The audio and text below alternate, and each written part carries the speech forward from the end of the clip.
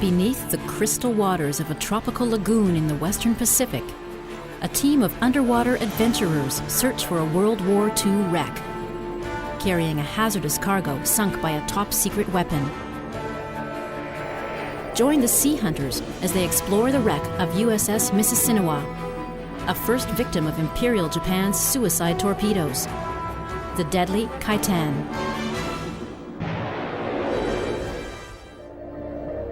Near the end of the Second World War, Japan's military situation was desperate. In hopes of turning the tide, Japanese high command resorted to a new and deadly strategy: the deployment of suicide weapons.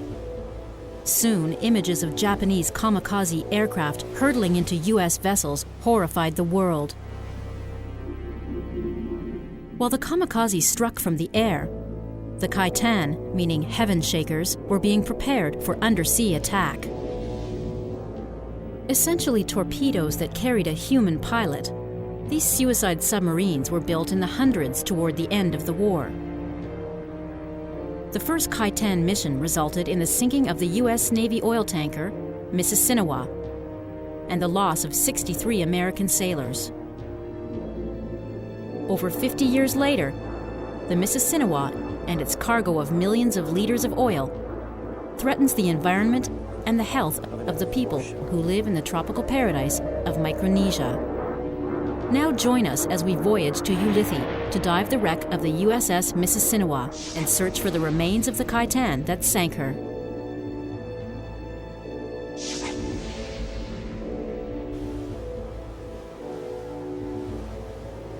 On December 7, 1941, United States Naval and Air Forces suffered a crippling blow in the Pacific with the attack on Pearl Harbor. The Imperial Navy of Japan would go on to accomplish more in the next 4 months than any other navy in history.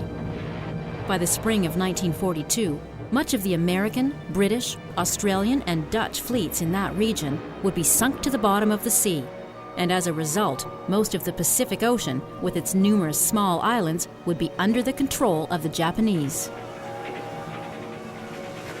Over the next 2 grueling years, the Allies would fight back, capturing the Pacific one island at a time. The Americans had to stage their attacks half a world away from home, involving not just vessels and aircraft of war, but hundreds of supply ships, troop carriers, repair ships, landing craft, floating dry docks, and an armada of tugs and barges. Everything needed to supply the war machine had to come together in strategic locations from which they would strike the enemy. The problem was figuring out how to assemble and organize hundreds of ships in an open expanse of ocean. The answer was to establish anchorages in a number of naturally occurring harbors. In the South Pacific, several islands have formed in a ring on the eroded crown of an ancient volcano. The flattened tops of these low-lying islands rise out of the great depths of the ocean. As a result, this ring of islands, called an atoll, surrounds a lagoon. These lagoons, which are often several hundred square kilometers in size, are ideal for the anchoring of ships. Far out in the Western Pacific, in a line between Australia and Japan, lies the Micronesian atoll of Ulithi. Once purged of the Japanese, Ulithi Atoll would become the ideal anchorage for the U.S. Navy's Pacific fleets, and the perfect staging point to continue the push across the Pacific. By October 1944, the Americans had landed on the beaches of Ulithi. Some of the islanders were in hiding. We heard the chief shouting to the people. He said, "Repsets," which means the white people. "Come out, the Repsets are here." And that's the time people start crying also, because the Japanese already told us some horrible things about the Americans. So we walked out from that hiding place, and one of these Marine was standing in the place where we will go out. And I was really scared of him. Then he gave me a piece of chewing gum. I still remember very well. Then I stopped crying, let go of my mother, and I follow that man. The transformation of the island began immediately. Within weeks, heavy equipment was used to expand the small Japanese-built airstrip and erect dozens of buildings for the Navy base. Soon, the Ulithi Lagoon was filled with hundreds of ships in preparation for the U.S. Navy's push west to the Philippines and north to Japan itself. With American aircraft in the skies above and submarine nets protecting the entrances to the harbor, Ulithi seemed safe from enemy attack. But then, on November 20th, 1944, the tropical calm of the early morning was shattered by a tremendous explosion. The 23,000 metric ton oiler, USS Mississinewa, her tanks filled with millions of liters of fuel, was suddenly aflame.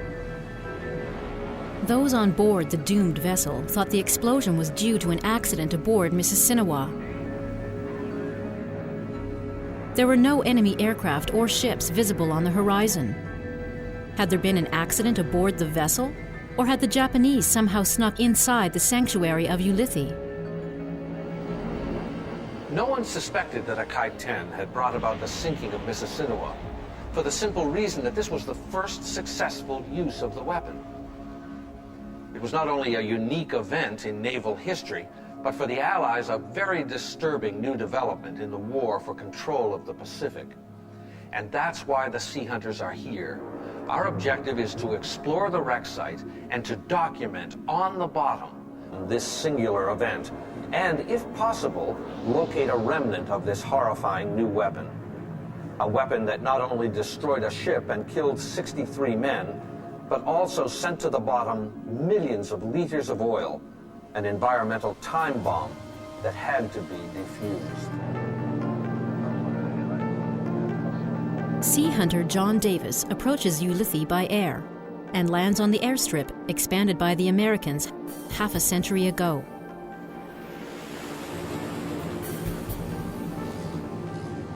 John will be joining Sea Hunter's diver Mike Fletcher.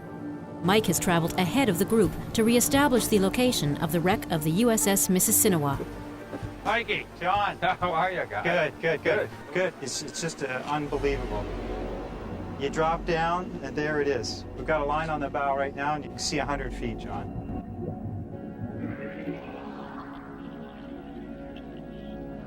Because the water is so clear, it's obvious that Mississinewa is broken in two.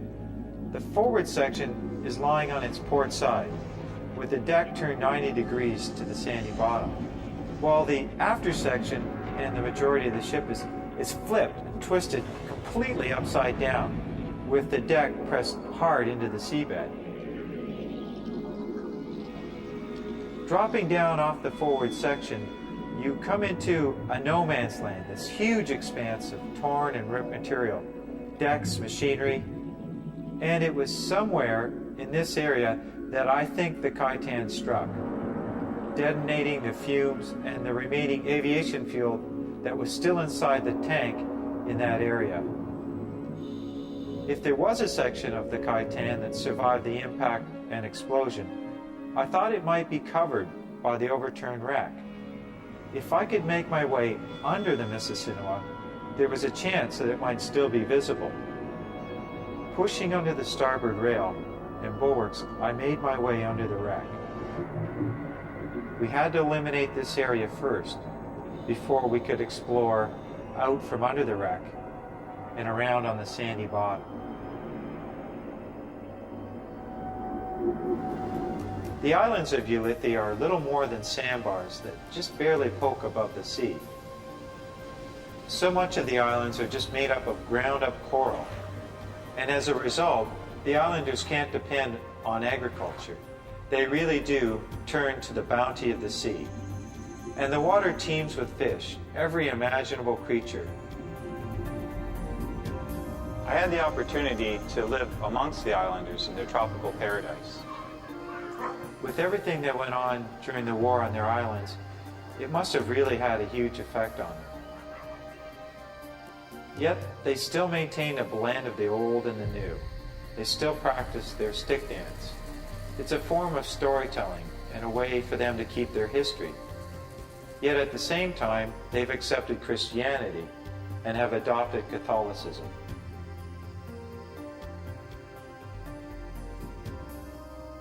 I found them to be warm, kind, gentle people who have somehow managed to make a living from what they have at hand. It seems every family has a few chickens and a pig. The pig is almost always tethered under a tree in front of the home. And you have to feel a little bad when you see a mature pig because you know his time is at hand. Although time and the tropical vegetation has done much to hide them, reminders of the war are everywhere. After the war, the Navy left behind aircraft and equipment of all kinds, and disposed of much of it by dumping it into the sea. We saw many airplanes, small airplanes. They line up those airplanes and took them to the piers and sunk them down to the edge of the reefs, about 3,000, 1,000 feet deep. They did the same thing with a bulldozer and cranes and all kind of equipment.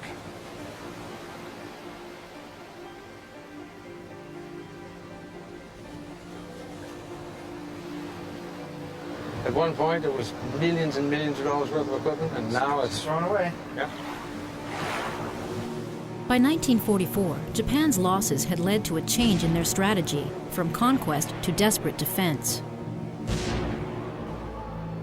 There's a long-standing tradition, not only in the Japanese military, but in other cultures, that speaks to fighting to the last man, that extolled the virtues of using yourself as a weapon against the enemy when all else fails. And out of that was born the Kai-10 program.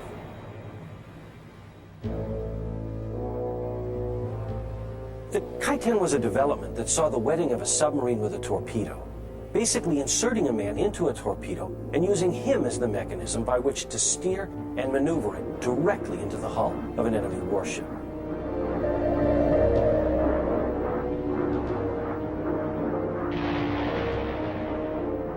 The Kai-10 was undeniably a suicide weapon. Once launched, the pilot would never return. In November 1944, 3 submarines launched the first Kai-10 mission. Each sub carried 4 Kai-10 mounted on its deck, all manned with pilots ready to die for the Emperor. 2 of these submarines were targeted at Ulithi. Japanese intelligence reported over 100 American ships at the Ulithi anchorage. If these 8 Kai-10 could seek out and destroy 8 strategic targets, the resulting devastation could possibly rival that of Pearl Harbor. However, out of the 8 Kai-10, 3 had mechanical problems and couldn't be launched, and only 2 of the remaining 5 made it inside the lagoon. There, near a central entrance to the anchorage, sat the oil tanker Mississinewa. Mike and support diver Warren Fletcher, the team's main underwater cameraman, prepare for the 38-meter dive down to the Mississinewa.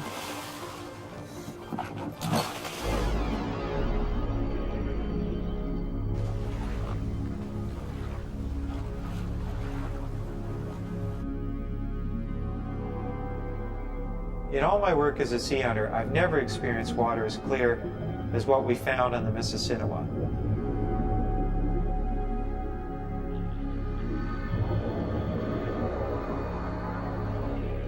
It was odd to see the deck turn sideways and appearing like a wall, with the heavy deck machinery hanging as if defying gravity.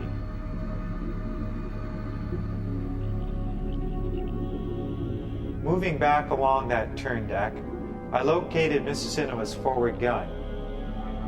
Although she was an oil tanker used for refueling the fleet, she did carry her own armament. And this looked to me to be one of her 3-inch guns.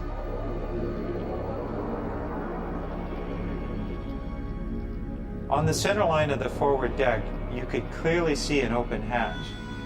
Its cover gone, probably blown off the morning of the explosion. This was one of the main centerline tanks. Moving inside, it turned out to be this huge cavernous area. You can only imagine the explosive potential of a tank like this if it were filled with gasoline or aviation fuel. And protruding everywhere from the sand, up to 100 feet away from Mississinewa, were portions of wreckage. And there were so many targets, every one potentially being a piece of Kai-10, and each one had to be investigated.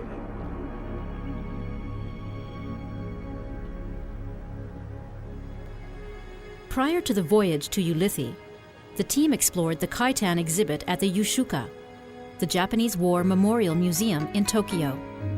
Counter-rotating. Right. And so what we're going to be looking for on the bottom is what's left of the Kai-10. If we can find it, the chance would be that the back portion of the Kai-10 would have survived. And so we'd be coming right up to the cockpit. In earlier Kai-10, the pilot would board the cockpit while surfaced. In later Kai-10, they actually got into the cockpit while the submarine was submerged. Accompanying them was Mr. Konada, a veteran of the Kai-10 program. Had the war ended a week or two later, Mr. Konada might not have survived.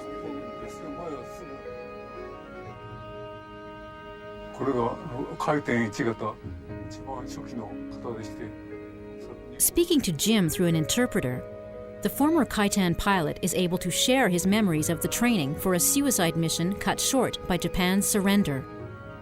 Is this a picture of his group that he trained with? So young. Such a look of determination as well. And there you are. When was this picture taken?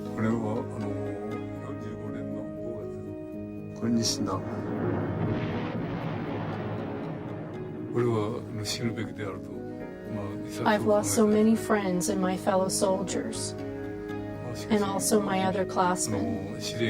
So I feel guilty about my being alive, as I had hoped to make my own sacrifice. At 5:45 a.m. on November 20th, 1944, the oiler USS Mississinewa exploded. And a wall of fire engulfed the forward half of the ship. I could hear the noise. See a big ball of flame, orange, black, smell of oil, gas. The entire thing was burning. Sailors were running. Abandoned ship, abandoned ship. I made my way to the railing, threw my legs over the side and waited for the area to clear, and got off the best swan dive of my life. All the flaming oil came around the bow and back toward us. We kept trying to flood the Mississinewa and prevent the drums of aviation gasoline and the ammunition from exploding. The ship was burning furiously. The ammunition was going off on deck. The CO2 bottles and the acetylene and oxygen tanks were flying through the air. I couldn't believe the carnage that was taking place. Terrible, terrible. It was really critical, and we could see that something was happening. The Mississinewa had capsized. Fortunately for us, it had capsized the port away from us because we were tied up on the starboard side, and if it had capsized the starboard, it would have crushed our little ship. We were kind of a few feet away, and the thing was upside down, with the propellers way up in the air, and just had to stand there and watch the Mississinewa as it sank lower and lower. Today I could just see that ball of fire. I don't know if it was 65 or 85 that were killed outright on that day. But it was too many, much too many. The Kai-10 program was expanded, and the delivery of the suicide weapons became a primary mission of Japan's submarine force. But at war's end, the Kai-10 had destroyed just 2 U.S. Navy ships, the Mississinewa on the first mission, and the destroyer escort USS Underhill on the last. The Kai-10 program had been a dismal failure. In the words of one U.S. flag officer, the Imperial Navy did a lot better with its torpedoes before the human guidance system was added. Almost 900 brave men died as a result of the Kai-10 program, their lives thrown away on an ill-conceived weapon and a lost cause. After gathering footage of the possible pieces of Kai-10, Mike goes in search of another interesting piece of the Mississinewa story: how the American Navy recently salvaged the oil. Using their own U.S. Navy divers, dressed in traditional commercial diving equipment, they planned to cut and burn their way into the overturned hull, and to try and pump off all the oil that had been trapped there for over 50 years. It seems to me that modern warfare is a constant threat to the environment. And in the case of the Mississinewa, once the problem was identified, rather than argue about who was responsible, the Americans dealt with the problem. And by pumping out the oil, they eliminated the threat.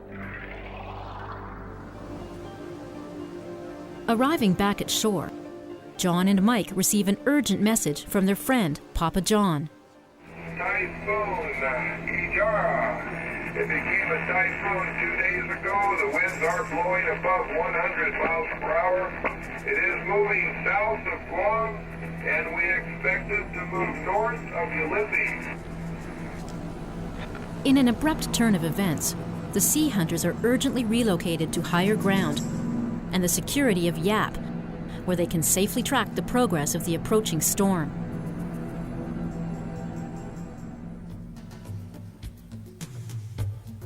Via satellite uplink, John and Mike review the Kai-10 evidence they've collected with the Sea Hunters marine archaeologist James Delgado from his office at the Vancouver Maritime Museum. This is the most likely target that we've found.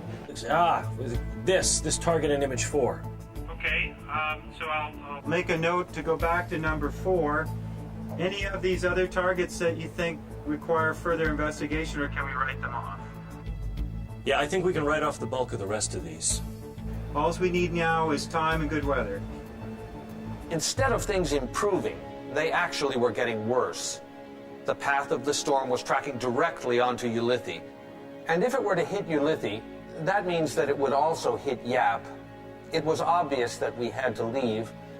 And not only did we have to give up our hopes of returning to Ulysses, now it was clear that we had to leave Yap and return to the security of Guam.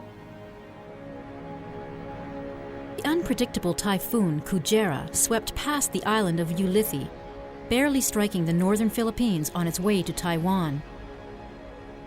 By the time it reached the shores of Japan, it was little more than a rainstorm. Like the Kai-10, Kujera's anticipated destructive power did not live up to expectations. The U.S. military planned to have Ulysses serve as a massive naval base filled with powerful warships and support vessels, protected from conventional submarine attack by a coral reef.